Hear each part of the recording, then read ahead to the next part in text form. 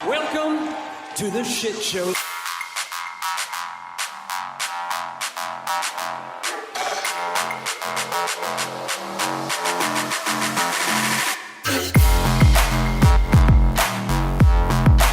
Yes, it is the All Elite Wrap-Up for January 23rd, 2025. I'm Tim. That's Tom.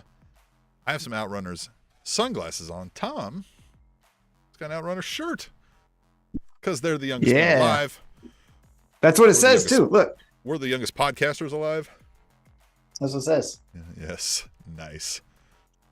Nice. So says Wrestling with Neurodivergence podcast in the chat. They said, nice. Tom. Yes. You know about the chat. Maybe everybody else watching or listening doesn't know about the chat. You can watch this live.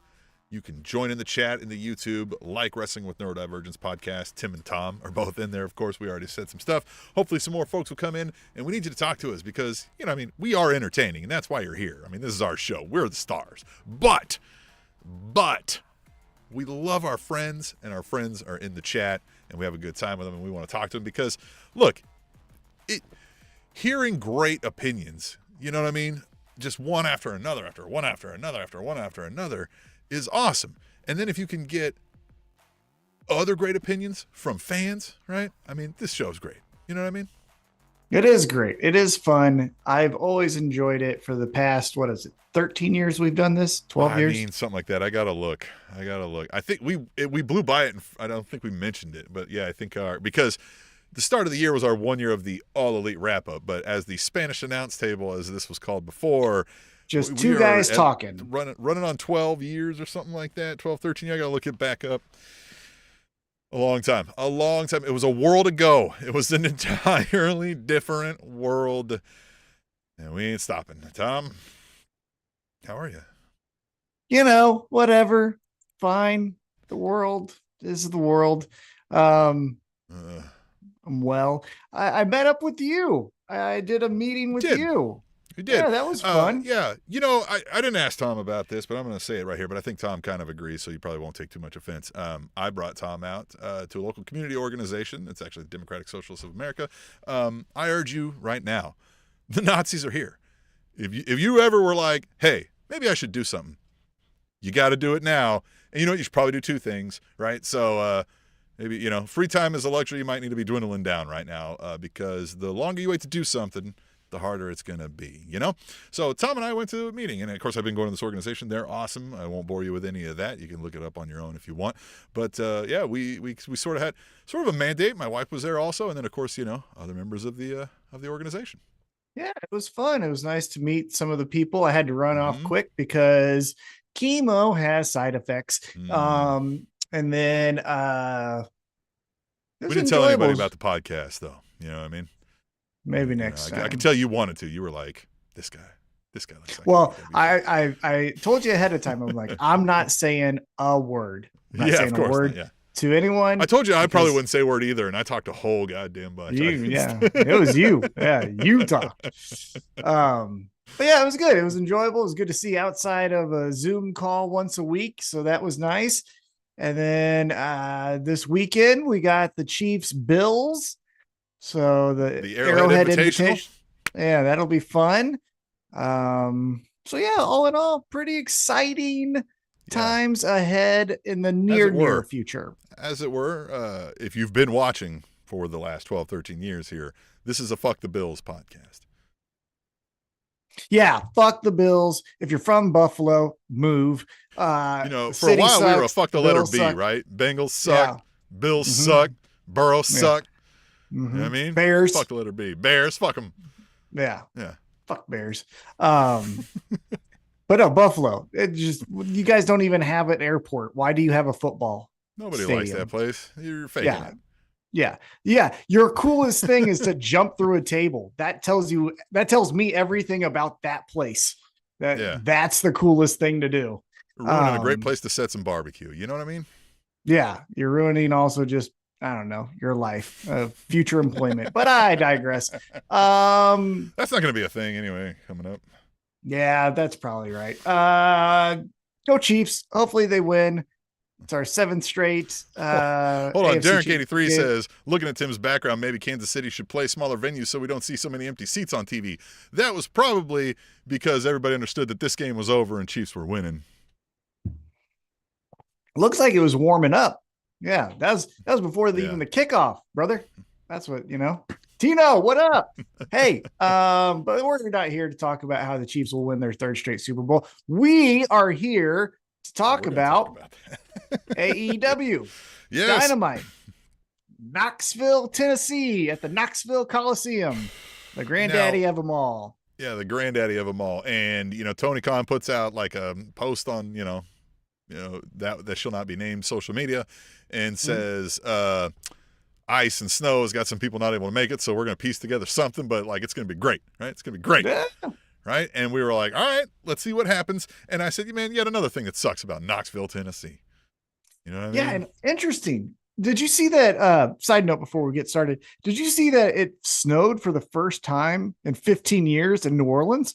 Oh, so my parents moved to Pensacola area, Florida, years ago for one of the reasons of being like, fuck this, I'm done with the snow, I'm old, can't do this.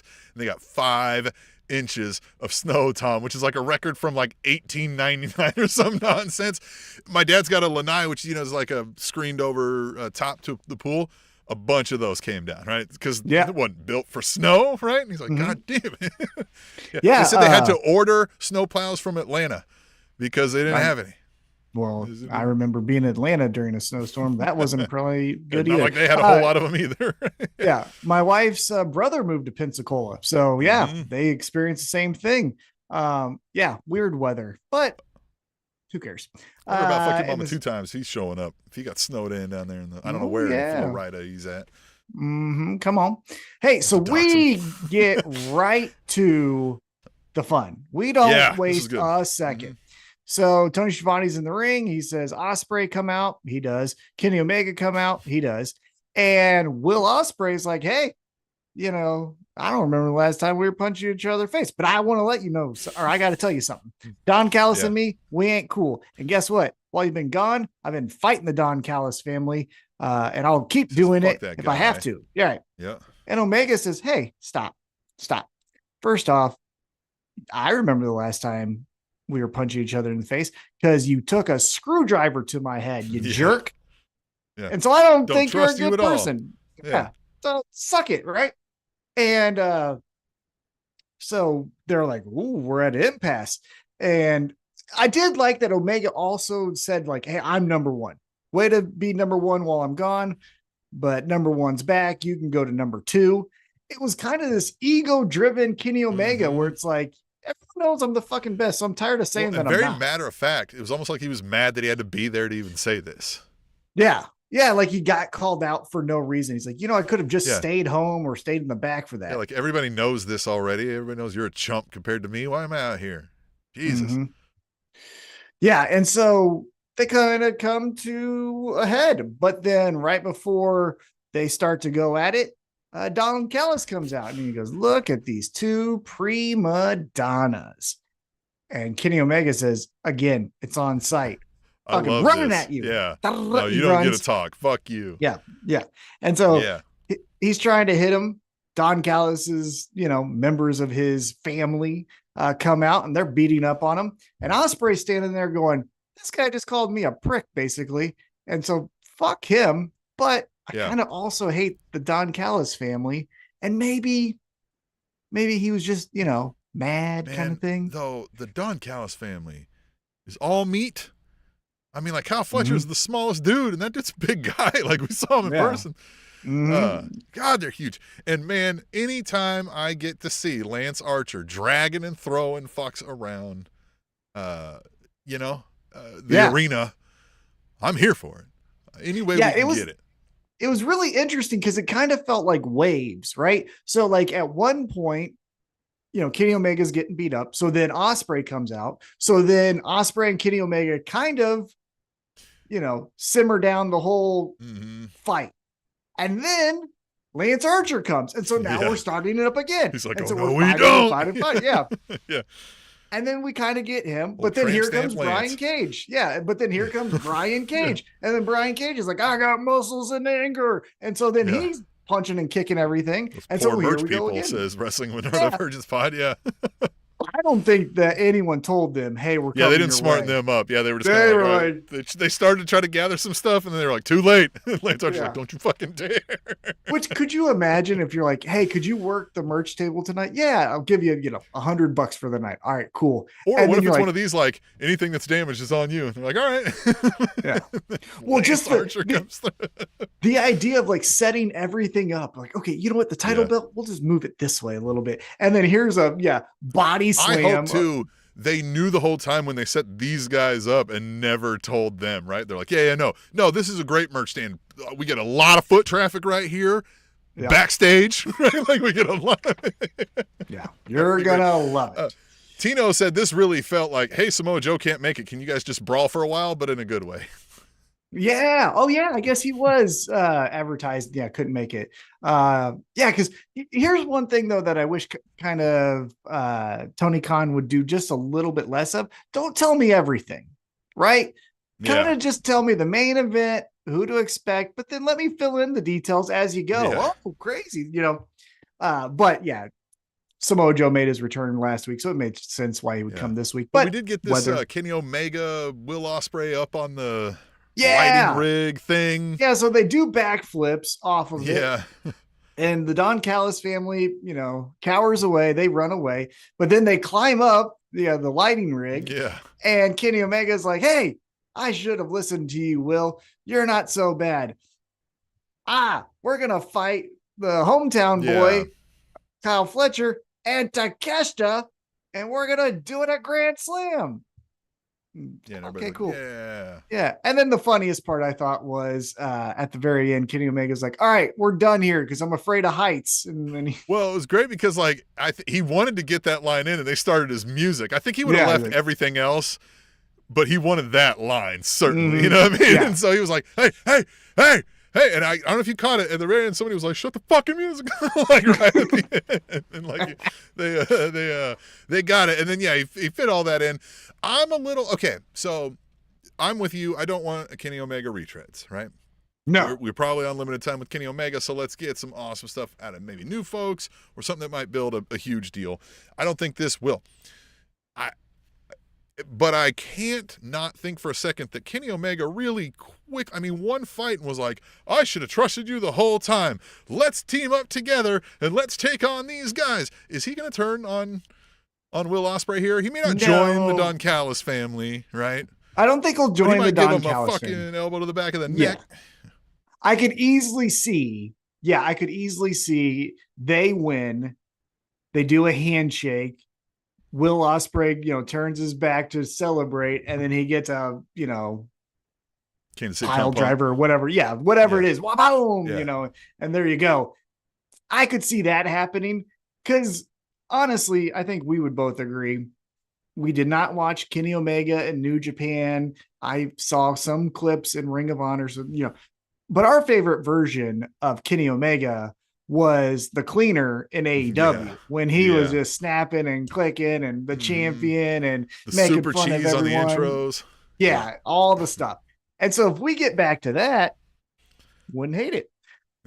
So that's where I'm at with that is, let's bring that on. But we'll see. Grand Slam, very special event. I've always liked Grand Slam. I've read that this one is different in the sense that it's going to air as soon as the NBA All-Star game is over. So it doesn't have a set time. Dedicated time.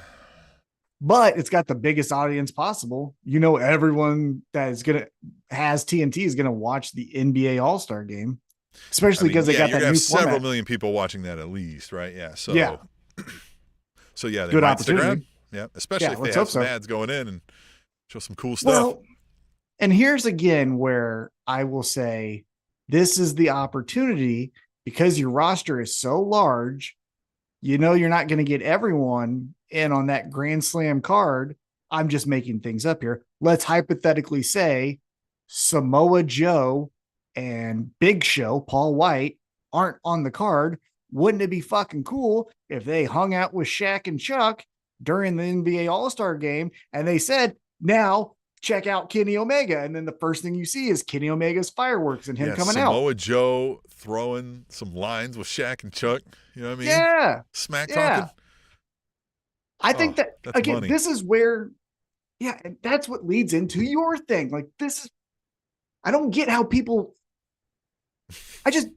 Look, Tom's got a big brain. You should hire Tom. Yeah. I mean, I just came up with it in 5 seconds. Yeah.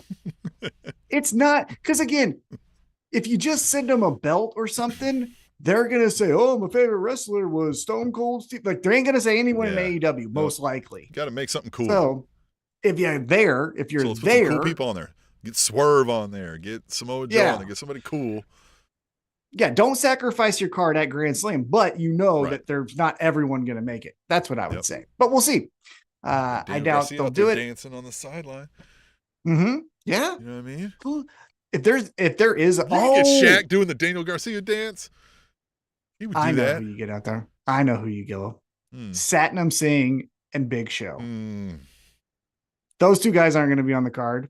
You get those two. Yeah. Hope not. With Shaq. They're the main event, Tom. What are you talking about? Iron Man match. Hey, Satnam Singh can move. You know what I mean? I guess. Well, hold on, because then that's too tall. Because then if you go right to AEW and you see, I don't know, Jack Perry, you're like, what the fuck, right? So maybe Powerhouse Hobbs. Jay Lethal could do it, Tino said. Powerhouse Hobbs, Jay Lethal, Hobbs. Big Show. I think Big Show works because he's a name. Get the fuck out of here.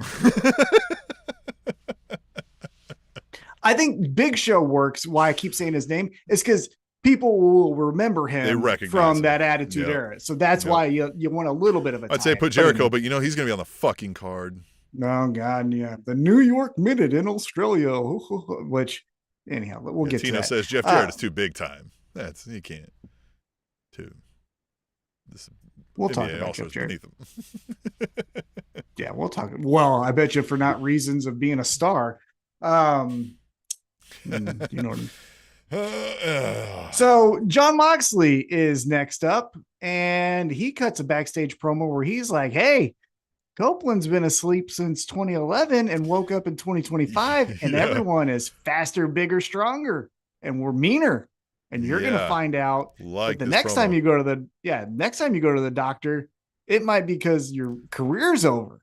Well, he said, so maybe next time, I think what he was telling him is like, you don't have to suffer this, right? He's like, maybe next time, right? Like you just, next time you don't. Yeah, man, I like this. It did have a bit of a feel that like, if it felt like this, and if this really was the case, then Moxley did amazing because it felt like he was making this up as he went along.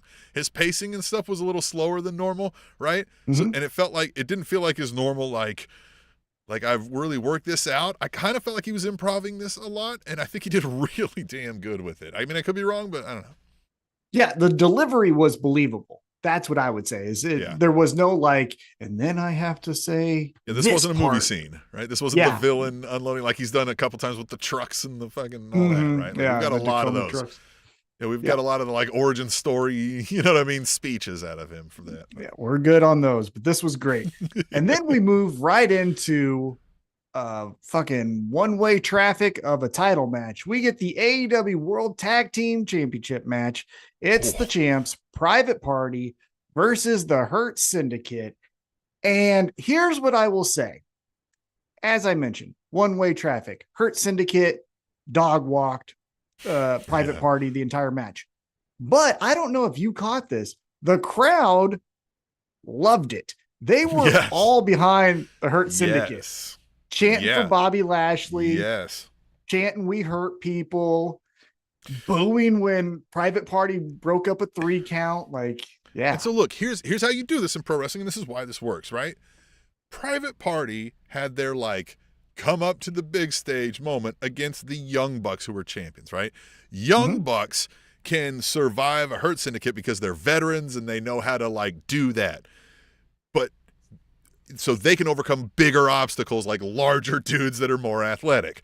Private Party, though, does not have that veteran status. So now you're still you're barely above rookies, and you're outsized and slower and you're just fucked, right? Like, yeah, you were the champs, but that's because the champs then ain't the champs now that you were facing, right? Like, totally different kind of person here. So, yeah, Hurt Syndicate rightfully beats the shit out of these guys.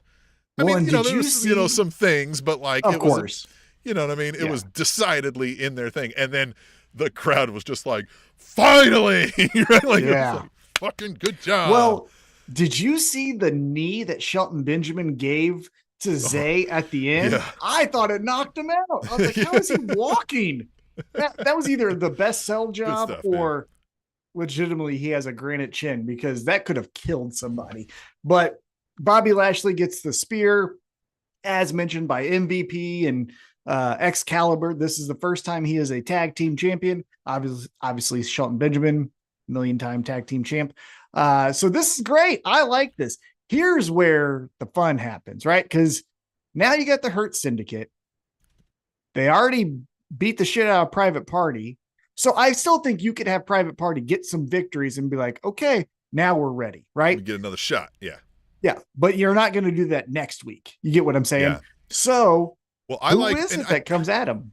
They used to say they didn't do right, like the automatic immediate rematch. Yeah, rematches and stuff. And I hope we don't, because this is like, again, if there was a committee on this determining rankings, they're gonna look at this and be like, this isn't worthy. Like, this wasn't if this was 5 minutes longer, you got with a lucky thing here. This was, no, you pretty decidedly got handled here, right? Like, there's other competitors that probably have a better shot at defeating this team that we're gonna put in this match. Yeah, typically you would get a rematch if you've been a long-time champion, right? You had 10 defenses of the title, or it was so close that because your hand slipped on the top rope, you lost, right? You could have done the same thing. It just happened, here, right? You got turned around and whoop, bop. But this wasn't either of those. Yeah, nope. No, exactly. Like, you're lucky to stay in the top 5 after a performance like that when you lose like that. Yeah. Mm-hmm. So my question to you, though, as I mentioned, I think Private Party down the road, but who's next for him? I think the first one's up but man, we can't really shit on them, I guess. I thought maybe we would go with like Brody and Buddy Matthews with what a little bit next, longer. Yeah, we got to go a little longer. We got to establish them. Who the fuck is a tag team right now? I would do establish the Death Riders, right? Because again, that would be conflicting storylines. No, yeah. I would do. So here's what it depends on.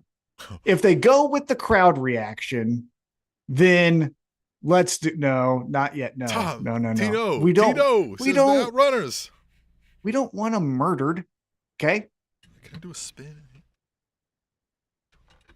You know what I mean? So we can't do a murder. Right. What I was saying is if we're going to go that they got cheered, right? If we're going to say, hey, that's the reaction we want for them, so let's run with that. I would immediately do Murder Machine. I'd do Lance Archer and Brian Cage. And then not only can they beat up on the little guys, they can also, that's what I'm saying. They can also beat up on the big guys. And but we can get a knockdown drag out where they believably lose, but it's still, they don't look bad, right? The Murder Machines, that is. Yeah. Yeah. I mean, hell, you could do a 2 out of 3. You could say Don Callis has it in the contract, immediate rematch if they lose, right? And then boom, boom, and then do a best out of 3. Tino, Tom says, you think the youngest man alive can't hang? Have you seen those delts? Brother, have you seen Shelton Benjamin? Yeah, have you seen delts? Seen those Shelty delts? All right. Well, did you see what Shelton Benjamin was doing to Zay? He was throwing that motherfucker from one side to the other.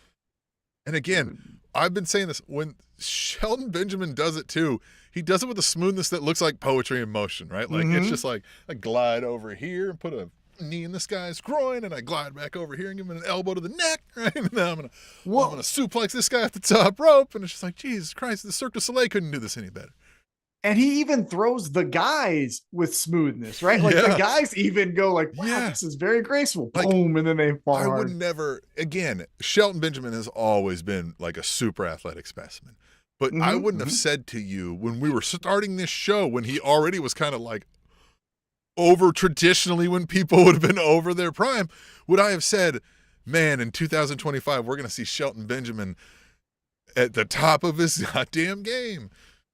Yeah. Craziness. Well, Craziness. it also He's helps 67 years old, right? Yeah. We're not So is fact-checking, Bobby right? That's out of Lashley. style. Yeah. Yeah. Bobby Yeah. Lashley is also 53, I think. That actually might be close. I think he's actually 48. I think he's 48. So yeah, I would do Murder Machine first. Yeah. Then if you do want to do the youngest men alive, what's up? Get them some victories, and then you could do it. Because here's where you could get the payoff eventually. If the Hurt Syndicate decides to pick on the Outrunners and kind of bully them a little bit, and then they do their match, and Hurt Syndicate still kicks their ass. Well, now here comes Big Brother FTR, and now we're doing FTR Hurt Syndicate, and it's a little bit more, fire behind it than just FTR is the best tag team in the world, one of those things. So that's where I would go. Gun Club of the Bang Bang Gang returns. You could get one in with them. All your favorite dudes. Yeah, but aren't they? They're really hurt though, right? Oh, I don't know. Yeah, I don't know what. I don't know either. Right now. Yeah, I was just trying to look. There's not a whole lot of tag teams. Is the whole thing. You know what I mean? Like, there's not any real. I mean, you have the conglomeration. They could throw together any two dudes. You get a match there. You got the Dark Order that could do the same thing, but like we forget they exist. Undisputed Kingdom. The Don Callis family, as we said, with the Murder Machines. Well, you have FTR, but they're involved in this thing. I just said that. And then Undisputed Kingdom, Adam Cole and Kyle O'Reilly. You could do those two. Yeah, you could do that. Your favorites, the Iron Savages, are in there. You could do like a Hook and Shibata, I guess, but again, like it just feels like, Hook and Samoa Joe. Hook and Samoa Joe. Taven and Bennett. Yeah, you said Kingdom. Yep, right. Yep. Oh, I was talking about Adam Cole. Oh, yeah, you were talking about you got LFI. Yeah, Roosh. Roosh and Learning Tree. You can do Big Bill and like Brian Keith or something. Well, I don't know. They might not be a Rush and Action Andretti. They can get their ass whipped in a quick one. That'd be fun. Boy, they're digging into those jackets. That's terrible stuff. Yeah. I can't imagine. They had to have a whole suitcase just to drag those two fucking jackets around. They blow them up when they show up at fucking MXM collection. Yeah. Well, the big guy. There could be some great promos in there. Anyway. Well, the big guy matches up with Shelton and Bobby Lashley. So getting MVP going with them and them being kind of weird and him being like, brother, what? They're all over here like traditionally cool and these guys are, you know what I mean? Just the tip. Yeah. Yeah. All right, let's move on. So we go backstage and we're talking to Toni Storm. And she's like, hey, I'm excited to go face to face with Mariah May. And then Harley Cameron comes in, and I don't know what the fuck they're saying. Every jargon from Australia. I'm not entirely unconvinced they weren't making half of that shit up. You know what I mean? It was so great. Yeah. They went full Aussie. You know what I mean? Right. Yeah. It was great. I loved it. Yeah, that was so fun. Yeah. And so then we kind of just, talk about a shoey and move on. It hit me what you've been saying. Like, I've gone from okay, this Mariah May thing is going to be okay to like, holy shit, she is really fucking good.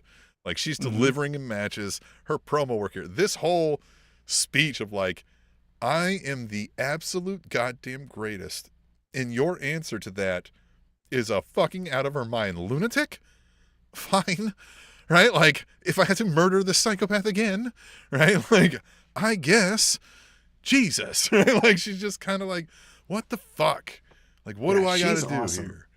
Yeah, she is awesome, especially in this role. I do think, Grand Slam, she probably loses, but get her back into that position. You know what I mean? Get her back into I'm the queen, right? I think that'd be good. She might not. You could get a thing where she doesn't lose, but this continues, right? Mm-hmm. Yeah. To sell the next thing, but. I just think Australia, Toni Storm, that makes the most sense. Oh, I get it. I get it. Yeah. But you can also get the heat. True. We stay backstage. Alex Marvez interviews Jeff Jarrett, and then we move on. So then Swerve Strickland comes out. No, I'm kidding. We'll actually talk about it. Are we gonna? It lasted longer than it should have. So let's just at least talk about it. First off, Karen Jarrett interrupts Jeff Jarrett and was like, remember, that's not you. You don't do the getting Not the anymore. mud. She threw that in because right when she first said that's not you, I was like, the fuck it isn't. Yeah, not and anymore. She was like, not anymore. And I was like, all right, well, I guess. And Jeff Jarrett did every, hey, I know the famous roads in this town speech. Whatever. And then he even like tries to name drop Jerry the King Lawler, which LOL with the AEW crowd. We know what he did. Give a shit about that guy. Yeah. Well, we know what he did. So like, ain't no one fucking cheering that guy. And fucking whoop-de-doo, right? So we talk about Max. We leave that for whatever reason. And then he goes, you guys believed in me. And they're like, sure, fine. And then he goes, so Moxley, let's get out here and talk. And Claudio goes, get out of here, you country bumpkin piece of shit. What? And then he goes, nobody gets to Moxley without getting through me first. And then Jeff Jarrett goes, hey, then me and you next week. And if I you're gonna have to beat kill you, me. Yeah, I'm gonna face Moxley because you're gonna have to kill me. Okay. Well, I like that Claudio said, beating you to death, interesting proposition or something like that. Yeah. Jeff Jarrett's not winning. No. He's unless somebody takes out Claudio on the side, right, to do some beef there, right? And then Claudio's now enraged at this person and Jeff Jarrett gets, I think the easiest thing is MJF costs Jeff Jarrett the match. LOL. We move on to what? Or MJF helps Jeff Jarrett and he's like, see, I told you I can help you. Work with me. Interesting. Yeah. Go back to that. Theo P 75 in the chat says, you mean the chosen one, Jeff Jarrett. NWO 2000 silver and black, Jeff Jarrett. Yep. So here's what I'm getting aggravated with is why do we have, well, yes, but why do we have two of our most promising stars, Hangman Adam Page and MJF, two guys that you build companies around at this point in their career, right? This isn't year one. Yeah. At this point in their career, arguably the two biggest main characters you've had. Well, maybe not. Kenny Omega was the main character for a while. Well, yeah, but you have one with Christopher Daniels and then the other one with Jeff Jarrett. This feels like we took the TNA guys and gave them power again, right? And now they're like, you know what the people really want to see? Well, Christopher Daniels go out there one last time. That'll really succinct Hangman's stardom with this crowd. That'll really give him the final rub the Hangman needs to get over with the AEW crowd. Well, that one, okay, right? Because that one feels like we're done and it's going to lead to something better. This, though, with Jeff Jarrett and MJF. But same thing, right? Like, that's what, you know what I mean? Yeah. I don't know what this is. Yeah. I hope maybe Jeff Jarrett is taking one for the team and this is going to lead to him getting motherfucking murdered. Yeah. To like set Moxley in or something like Jeff Jarrett is going to be left hanging for dead. That's my hope. That's terrible. The only thing I can think of is they're going to the southern part of the country. They think Jeff Jarrett, who is Mr. Southern Wrestling in AEW, right? Like if you're going to say anyone in AEW who's Southern Wrestling, it's like him and Dustin Rhodes. Whose old territory days sounds like, Jeff Jarrett. Yeah. Mm-hmm. And so that's why I think they're on that he's on TV. But fun fact, no one wants him on TV. No one. Look, I could, so even if you got a bunch of people to tell you like, yeah, that's fine. They would like something better, I guarantee you. If you put something better out there, would be like, oh, this instead? Yeah, no. Don't give me that Jeff Jarrett. Well, so later in the show, and we'll get to it, MJF comes out to continue the fucking story, right? Which is weird because I thought maybe he wasn't involved anymore. I thought maybe that was done. Yeah, well, two things. One, why didn't you just come out when he was talking? And then two, now this is breaking kayfabe, but if you're breaking kayfabe, take the Jeff Jarrett segment, give it to I don't know, Powerhouse Hobbs because he just had an awesome match with John Moxley. Yeah, And all then we you got was one little condense. promo from him.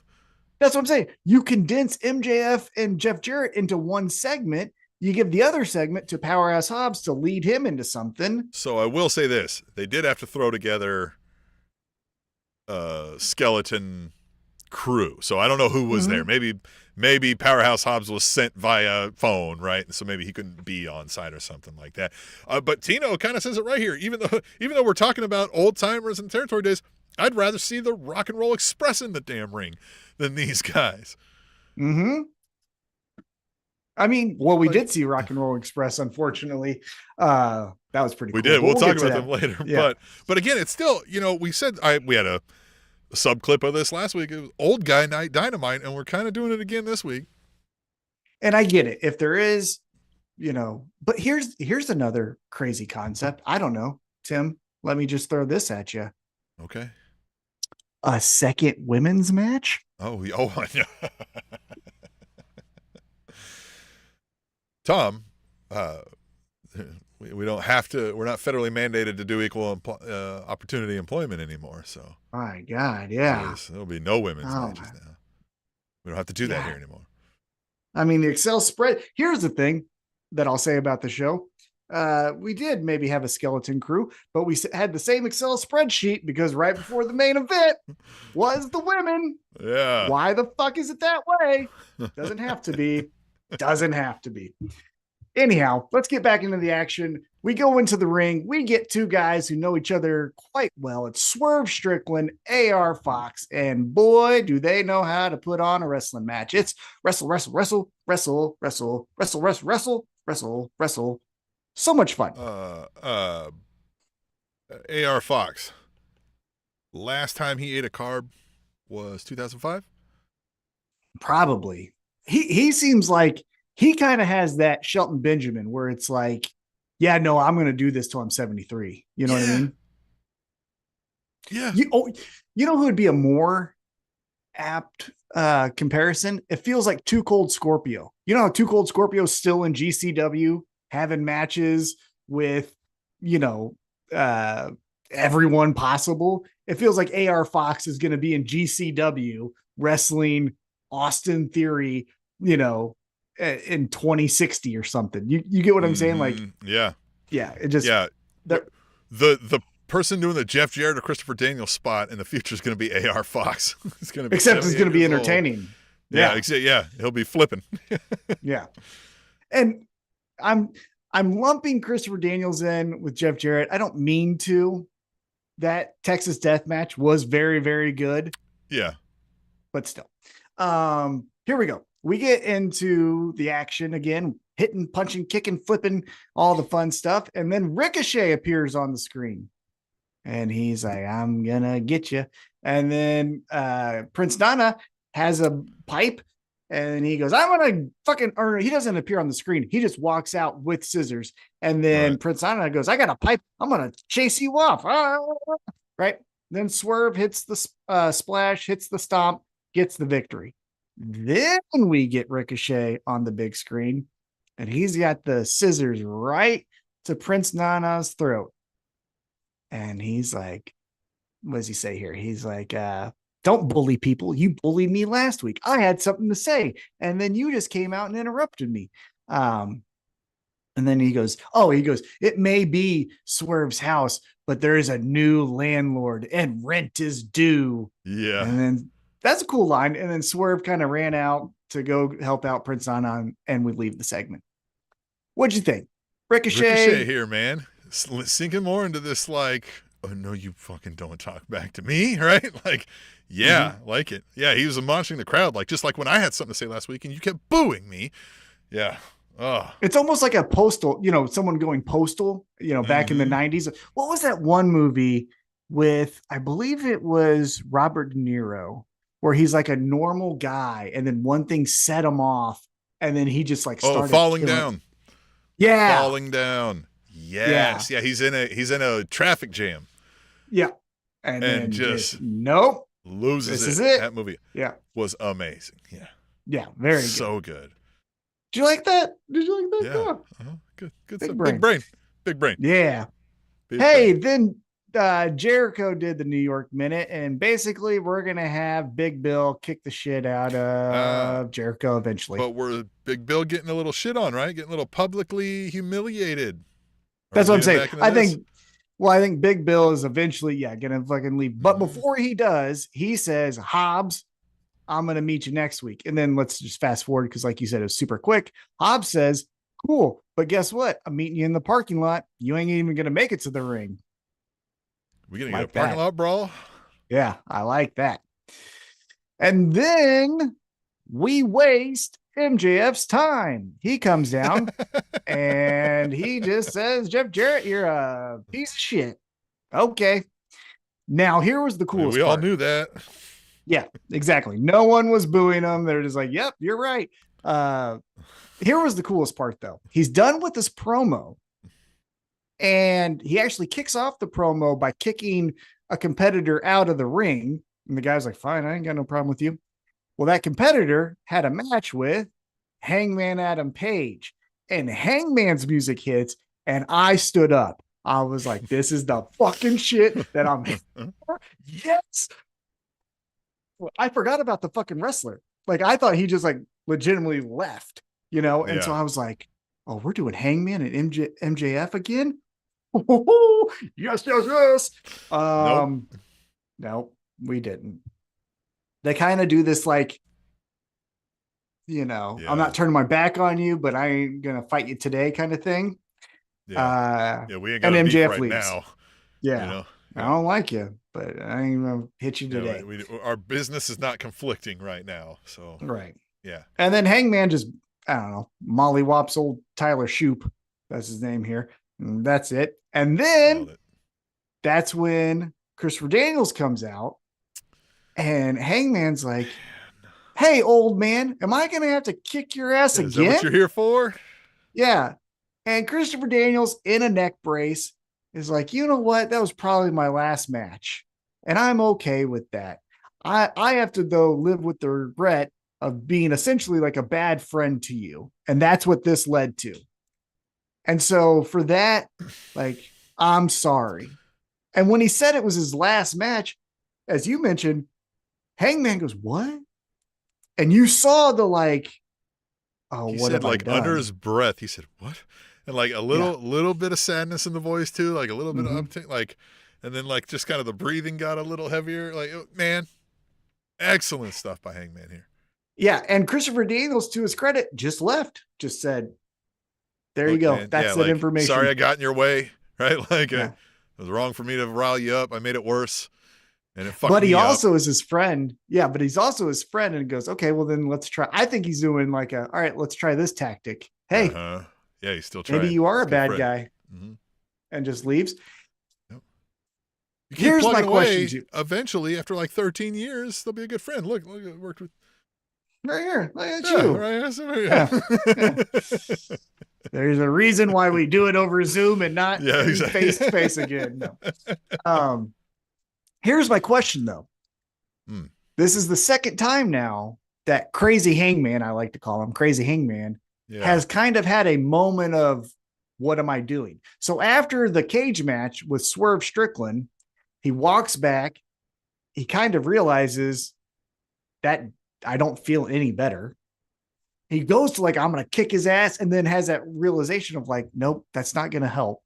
And so he just stands there. Yeah. But then he doubled down, right? Because obviously we've had more Crazy Hangman. What do you think this happened? Like, what do you make of Yeah, I this don't moment? know. Because what can't happen is like this can't continue with Christopher Daniels some more, right? But like we've got to get, if we're moving Hangman out of the Crazy Hangman to have some sort of reckoning, I don't know. It's wrestling, so there has to be an opponent to trigger this, right? And I don't know who that could be. Here's what I would like as far as interesting television is Hangman's a day one guy, right? He was the first guy to show the AEW logo. He's there, right? He is ingrained in the fabric of AEW. Mm-hmm. You could potentially have him do a backstage interview with Renee and it's Chuck Taylor. And Chuck Taylor goes, "Hey, man, like, I'm now out of wrestling because someone lost their temper. And Christopher Daniels has joined me." And then just walks off. And he's like, "Dude, what the fuck?" Right.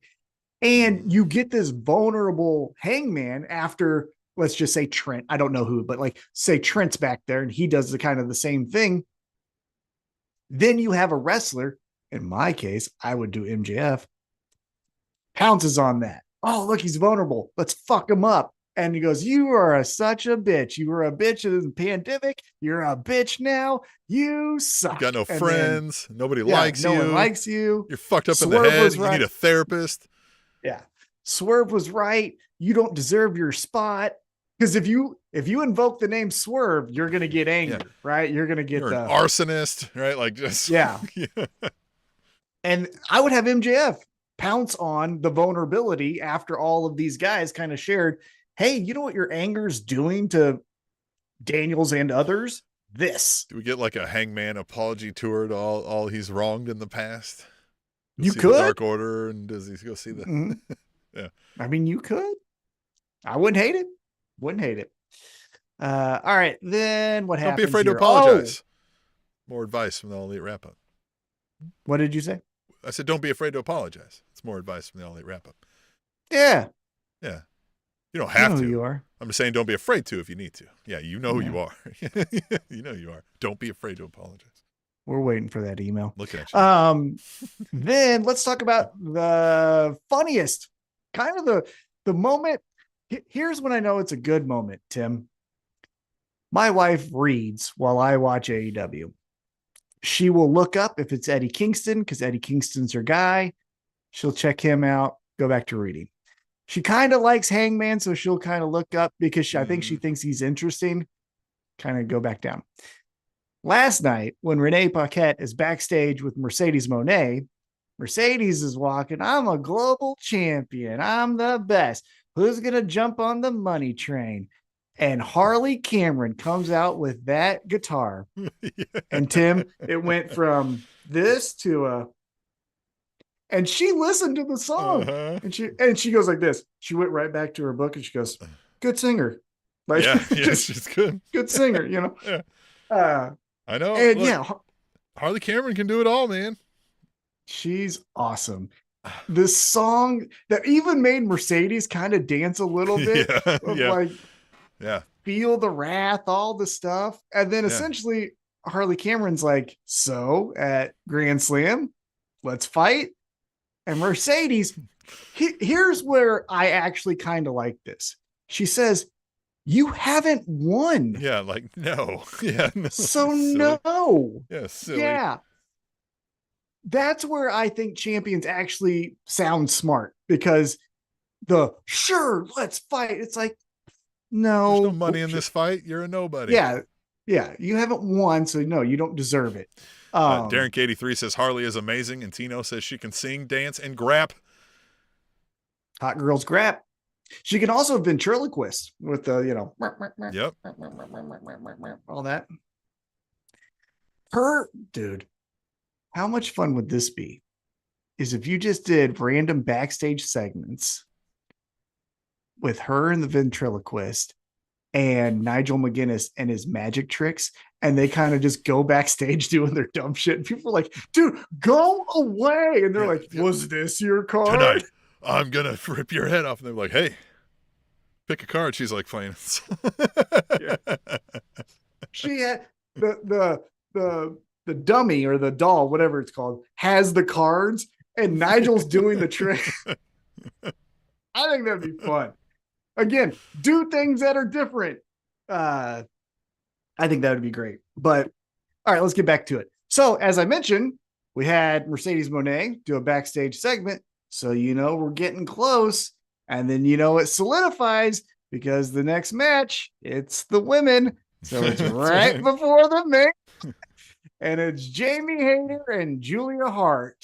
And I'm more upset. Why? Seriously, the women were in one segment. Yeah. Together. Yeah. Together. Well, I mean, I guess, so you have Mercedes and Harley, But then but I see what you're saying. Like those were back to back, and then they were back to back, and then right no to commercial Jamie break, right? Well, I guess they took a Yeah. commercial break during the match, I think, but right. yeah, man. First of all, though, Jamie Hayter is watching because she is going all in on the kiss in the biceps. She heard us. I she love kissed it. that bicep 25 times. And so this match, really good, back and forth. Again, we don't go through each move, right? But the clothesline that she gave Julia Hart at the end, man, I think Julia maybe owed her money because she was like, wow, God damn. But here's then the next thing that happens that's just interesting to me. Sorry, my camera keeps on moving here. Jamie then goes, hey, you're pretty good. You beat me. I beat you. If you want a third match, I'll be ready. And so that now makes Brody getting the you're pretty good, pal. Buddy, you're pretty good, pal. And Julia, you've got that moxie in you. Yeah. What is this? Yeah, why are we pep talking the House of Black individually from different folks? And we'll get into more of them later, right? But like, I that one I didn't notice that it was until you said it that like this is now the third and only remaining member of the House of Black to get this sort of talk from somebody, right? But I also still thought I was like, I get it. It's like a face thing to say, right? Like, all right, we're 1-1. I respect what you did here. When you're ready, I mean, I guess that's that's pro wrestling normalcy, but like, it did just feel like. Really? That's what we have to say right now? Like, this is all. Yeah. Julia Hart again.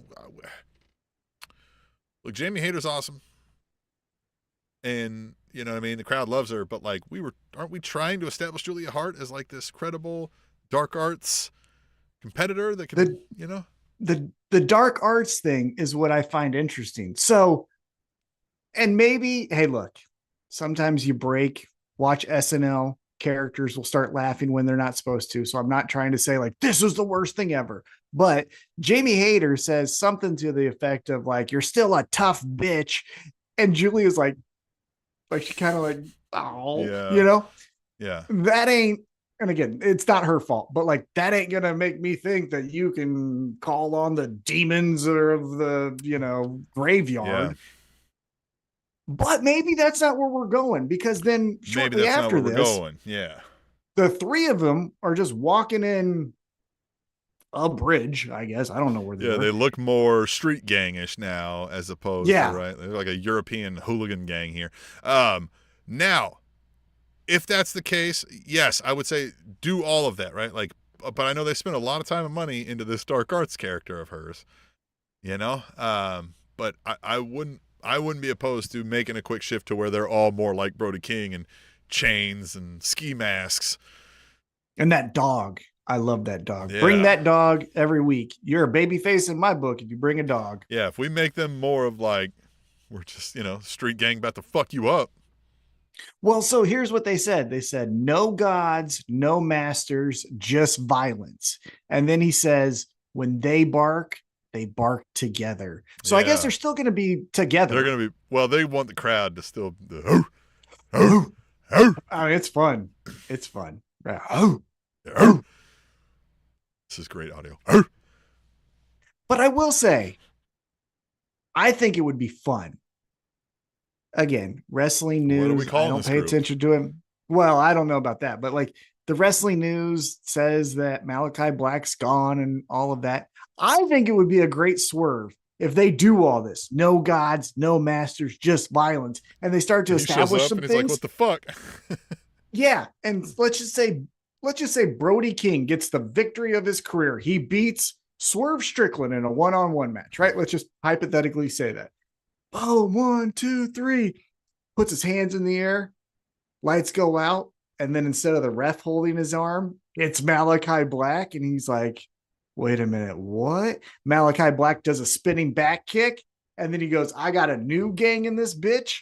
I don't know who it could be, but like, that would be fun. Swerve us a little bit.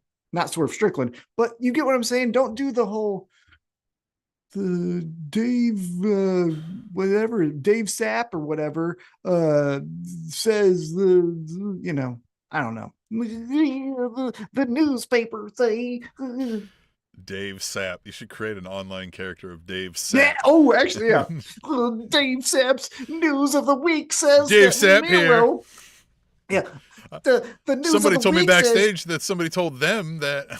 yeah, Miro said in a cryptic Instagram tweet that maybe he still loves Lana. That's the news for this week. Dave Sapp here to report. Oh, I think I might do that. I'm gonna run with that. I'm gonna try to have this. Yeah. Uh-huh. Who is it? What's Dave his name? Sapp. Dave Meltzer. But then what's the other Sean guy? Ross Sapp. That's it. Yeah. Get out of here with your E-News fucking reporting.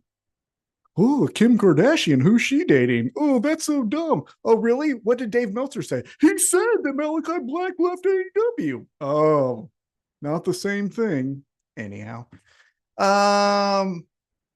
Look, if you like it, I don't care. Then we get to the main event. It is Adam Copeland taking on Pac. Pac has the coolest entrance. Yeah? Yeah. Gives you really the cool. death stare. This time it was behind a chain link fence. Doesn't lose eye contact and just fucking makes it. Man, he's a bad motherfucker. And Copeland, hey, look at this. Right there. Nice. I like that. That's what you get for watching the live stream. Get the light show. And yeah, the light show here. And this is again, kicking, punching, all the fun stuff, back and forth. And it ends with a spear, I believe, right? I think he hit him with that, right? I think that's what he did. Yeah. I think he hit him with the spear, wins. And Pac, gutsy performance, and Copeland's winning. Yay.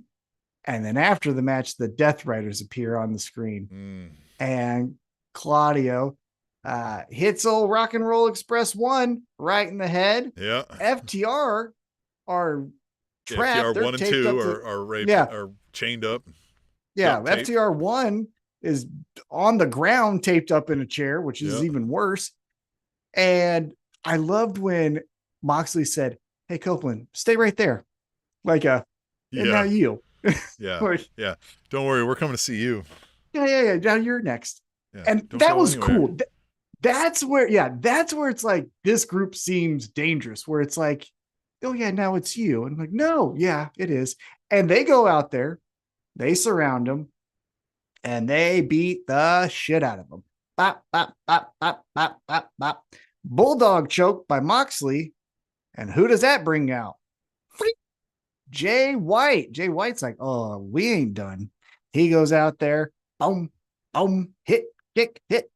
And then too many people. He falls victim as well. And they beat both of them up. And they leave.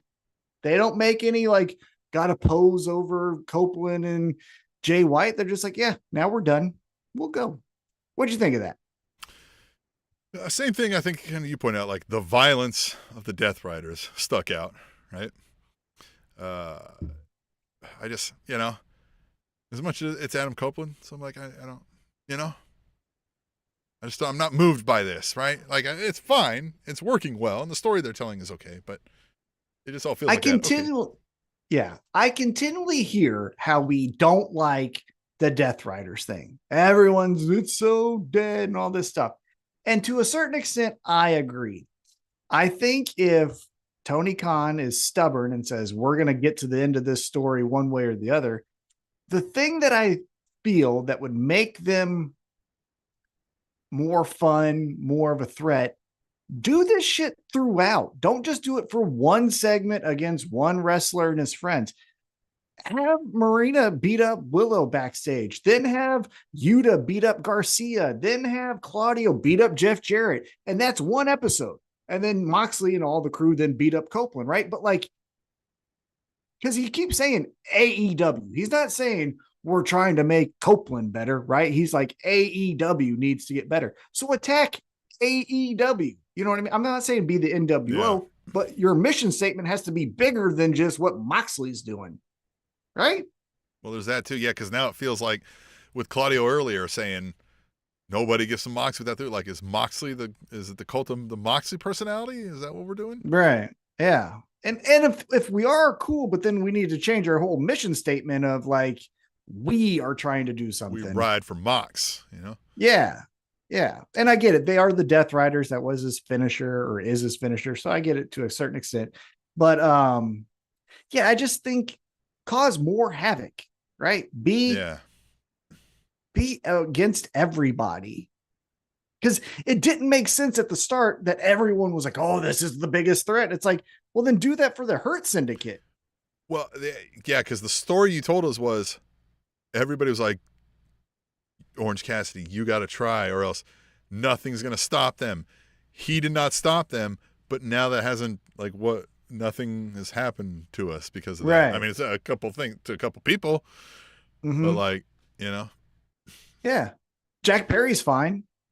You know, Garcia's fine. Yeah. The little Rugrats are fine with the big coats. What were their names again? Rush and Andretti. Yeah. Leo Rush and Action, they're fine. So like, let's cause some havoc. And one thing that I think does great is when a group attacks both baby faces and heels. That makes them more credible than anything. If you're just like, we don't care, we're messing up everyone. Friends. We ride. That makes it. Y'all don't. Yeah, that makes it another level. I do like that. But that was our AEW Dynamite for last night. What'd you think overall? Did you have fun? Did you like it? I think they pieced together a pretty good show considering what they had to deal with the weather situation, right? So I think they made a good attempt at giving us good quality stuff while still telling stories, right? Like we got some decent matches. We got some good, graps, and we got Harley Cameron, so that's always a plus, right? Yeah. I thought they did okay, man. I thought they did all right with this. It was a good show, and I'm still excited to see what happens next. Yeah. If I could have, again, rewrote the show, I would have taken out the Jeff Jarrett thing, just have him do it backstage. Yeah. And I would have done, even though I said a couple weeks ago it was stupid, but again, given the circumstances, I would have done Mercedes Moné and Harley Cameron out in the ring. I would have had Harley Cameron playing that song and the whole crowd doing a clap together or something like that. Another interesting venue we had here. I didn't hate this one. The spacing of that wall, they should have put something on that one wall, like some imagery or something there, because the camera would cut off and you couldn't tell anybody was above it. But yeah, and it was a lot of space. It was like a 10-yard space between it too. Like put some seats there, I think. Yeah. But next week, we're going to be doing some more of that good shit. I think it's going to be Homecoming. We're going back to Daly's place. Oh yeah, that's right. It is Daly's place. Yeah. Yeah. That'll be fun. One other thing. Yeah, and one other thing I did forget about. In 2 weeks, we're getting Swerve versus Ricochet in Atlanta, but Swerve later on in the night said, hey, 2 weeks, we're supposed to fight, but maybe we don't wait that long. So we'll see if something happens next week at Homecoming. Sure will. I am excited for Homecoming. I think that's a fun venue. They've kind of figured out how to shoot it. You know what I mean? They've had enough time to try things out. They tried a couple different iterations and yeah. And so, hopefully we get a big crowd. Hopefully this crowd was great. I will say that they were loving it. Going at it. Yeah. But that was a hot start. Nothing else in Tennessee to get excited about. No shit. Yeah. Isn't it even a dry state? Like they make Jack Daniels and it's a dry state, or no, dry county. The county that Jack Daniels is made in is a dry county. And I always thought that was funny. Jesus. Yep. It is. But yeah, there you go. So AEW Dynamite, as I mentioned, Homecoming next week. I'm excited. Yeah, I'm excited too. And I'm excited for all of you to join us right here next week when we do this live. Join in the chat. If you can't do that, you can always catch us live. Follow along at alleatewrapup.com. You subscribe there completely free, and then you can see all the things, all of our links, when we're going live, when we're not. Maybe links to Tom's articles. Tom had a new article out. Read that. Yeah, this one was not wrestling related. I will be getting back to those because that's my main passion. But I am so tired of us talking about quarterbacks. Guess what? 21 other players on the field. There is. You can talk about it. And even Yep. more as we go along. Yeah, like there's, Yeah. you know. Yeah. Anyhow, But- so there we go. Rewind 89 joined here at the end, says they were super excited because they saw the GOAT Taz there, who, you know, Tennessee people love Taz. Well, I mean, don't we all love Taz? We Right. all love Taz. And we all love Rewind 89, who is not Taz. And you remember that. And you remember that when you join us next week, where you might see not Taz, Rewind 89, with us right here on the next episode of All Elite Wrap-Up.